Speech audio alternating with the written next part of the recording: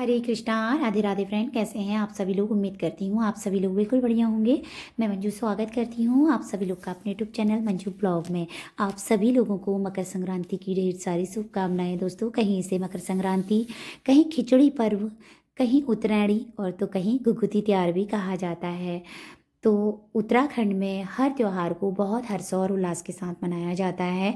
अलग अलग तरीके के हर त्योहार में अलग अलग प्रकार के पकवान बनाए जाते हैं। तो इस त्योहार में आटे के ना गुड़ डालकर पकवान बनाए जाते हैं। मकर संक्रांति के दिन खिचड़ी खाने का विशेष महत्व है। दान करने का, स्नान करने का, तिल और गुड़ के बने हुए जो लड्डू होते हैं उन्हें खाने का, और कहीं कहीं तो पतंग भी उड़ाई जाती है। आज के दिन से स्टार्ट की जाती, क्योंकि ना सूर्य नारायण भगवान उत्तरायण हो जाते हैं, दिन बड़े होने लगते हैं और थोड़ा ना मौसम भी चेंज होने लगता है हमारे उत्तराखंड का। साधारण बोलचाल की भाषा में इसीलिए इसे उत्तरायणी कहा जाता है। जगह जगह मेले होते हैं, कौतिक लगते हैं और लोग खिचड़ी पर्व मनाते हैं। दोस्तों, जैसा कि ना कार्तिक के महीने में बहुत सारे नियम उठाए जाते हैं, बहुत सारे नियमों के उद्यापन भी किए जाते हैं। इसी तरह से माघ के महीने में बहुत सारे नियम और व्रत उठाए जाते हैं और उनके उद्यापन भी किए जाते हैं। जैसे कि हम कार्तिक में सहस्त्रबाती का नियम करते हैं ना, तो इसी तरह से हम माघ महीने में भी कर सकते हैं। कार्तिक महीने में जिस तरह से सूखी हुई तुलसी की बत्ती का नियम करते हैं ना लोग, उसकी बत्तियां बनाकर जलाते हैं, इस तरह से आप कार्तिक महीने में भी कर सकते हैं। उस समय भी आपको तुलसी की लकड़ी मिल जाती है और इस समय भी तुलसी की लकड़ी आपको आसानी से मिल जाती है। लेकिन ध्यान रहे, आपको ना तुलसी की हरी लकड़ी नहीं लेनी है। तुलसी बिल्कुल सूखी हुई होनी चाहिए, ठीक है। जिस पौधे की पूजा करते हैं वो नहीं लेना है।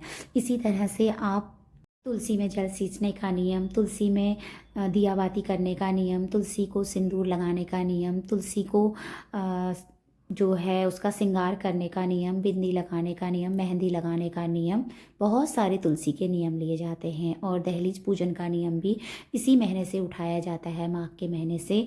और गाय को चारा खिलाने का नियम अगर आपके घर में है तो प्रत्येक दिन सुबह उठकर नहा धोकर अपने जो भी कार्य हैं उनसे निवृत्त होकर कान्हा जी के लिए थोड़ा सा भोग प्रसाद बनाने का नियम। सबसे पहले आप उन्हें खिलाइए, फिर बाद में अपने घर के बच्चों को दीजिए और फिर बाद में आप खाइए। इस तरह से कान्हा जी की सेवा का नियम। और किसी जल में मतलब यानी कि किसी जलाशय में जाकर वहाँ पे स्नान करने का नियम, पवित्र नदी में। और सूर्य भगवान को जल देने का नियम। किसी भी मंदिर में जाकर सुबह शाम दीप दान करने का नियम। आसान और सबसे महत्वपूर्ण नियम होता है हमारे दहलीज का, जैसे आप सब कर सकते हैं। तुलसी को जल देने का, सूर्य भगवान को जल देने का, और चींटियों को आटा खिलाने का, मछलियों को आटे की गोली खिलाने का, कबूतर व चिड़ियाँ इत्यादि जो भी छत में आते हैं उन्हें अनाज डालने का। और हाँ, एक नियम और, राम नाम लिखने का नियम। जिस तरह से हम मुख से राम नाम बोलते हैं, अगर इस तरह से हम अपने किसी कागज़ या पेन से राम नाम लिखेंगे तो और भी ज़्यादा अच्छा होगा, हमारे जीवन में और भी सकारात्मकता आएगी। तो दोस्तों, जैसा कि कहते हैं ना कि राम से बड़ा राम का नाम। राम तो हम मुँह से बोल ही रहे हैं। सुहागन महिलाएं विशेष कर ध्यान दें। कहा जाता है कि जितना भी हम सुहाग की चीज़ें दान करते हैं इतना हमारे पति की आयु लंबी होती है। तो इस तरह से हमें थोड़ा बहुत दान जरूर करना चाहिए। सुहाग कुंडे का नियम भी इसे कहा जाता है। एक पात्र लिया जाता है, उसमें सुहाग की सामग्री रखी जाती है और उसे दान कर दिया जाता है दक्षिणा के साथ। इसी तरह से अनाज का भी नियम होता है। अगर आप खिचड़ी के बहाने अनाज का दान करेंगे तो आप एक पात्र बनाइए, उसमें पूरे महीने भर आप थोड़ा थोड़ा अनाज डाल लीजिए। अगर ऐसा नहीं करते हैं तो इकट्ठे भी आप अनाज ले लीजिए और अपने पंडित को या जो भी है आपके आसपास मंदिर, वहाँ दान कर दीजिए ज़रूरतमंदों को। सबसे बड़ा दान अन्न का दान। अन्न का दान महादान कहलाता है, क्योंकि आप जितना दान करेंगे ना उतना आपको, आपके परिवार को और आपके बच्चों को, आपकी आने वाली पीढ़ी को दुआएं मिलेंगी लोगों की, और आपके साथ ना सब कुछ अच्छा होगा। तो आप दान जरूर कीजिए। जितना आप खाते हैं, जितना खर्च करते हैं उतना नहीं, लेकिन थोड़ा सा मुट्ठी भर आप जरूर दान कीजिए। एक नियम मैं आपको और बताना चाहूँगी दोस्तों।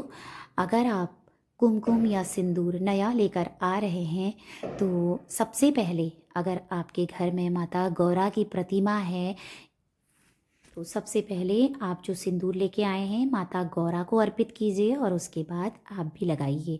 एक सिंदूरदानी आप अपने मंदिर में रख सकते हैं, है ना? उसमें से आप थोड़ा-थोड़ा गौरा माता को रोज़ चढ़ाइए और वही सिंदूर वापस अपनी जो आपने अपने सर में ओढ़नी ओढ़ रखी है या दुपट्टा ओढ़ रखा है, उससे थोड़ा-सा अपनी माँग भी भर लीजिए।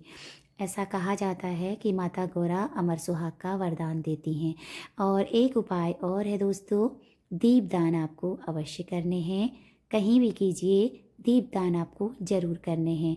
आंवले के वृक्ष के नीचे, तुलसी के वृक्ष के नीचे, घर की दहलीज में, समी वृक्ष के नीचे, जलाशय में, पितरों के निमित्त दक्षिण दिशा में, इस तरह से आप बहुत सारे दीपदान कर सकते हैं। वैसे 14 दीपदान का महत्व है, आप कितने भी कर सकते हैं पूरे माघ के महीने में।